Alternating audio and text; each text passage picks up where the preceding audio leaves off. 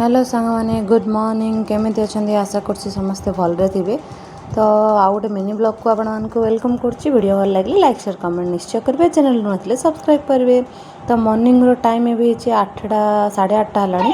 तो ये टिफिन करने बसली रुटी थिला रात्र और रात्र ही खुरमा बनई कटी पड़ल पनीर आलू सब खुरमा।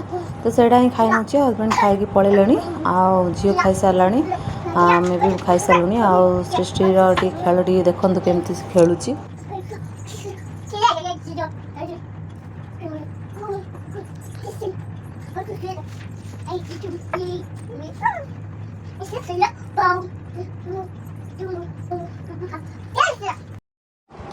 तापर ता सहित खेल सरला आसली हजबैंड मटन नहीं आसते।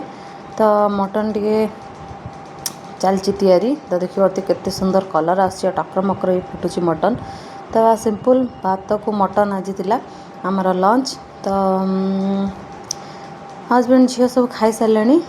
सृष्टि मिष्टि भी खाया खाई सारे। ये बस पड़ली मु खायापी। खासकर नॉनवेज खाइला दिन ना मत टे शांति दरकार।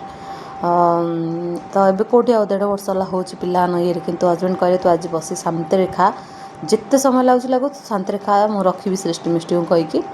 तो सृष्टि मिष्टि से रखी थे आड़ी खाऊली।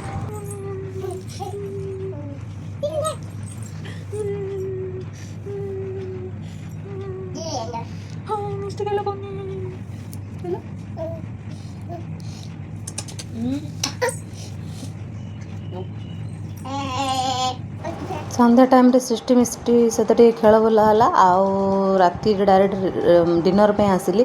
तो मत आज इच्छा है बारिपदा स्पेशल आमर मुढ़ी मांस केमती बना तो मुझे जानी।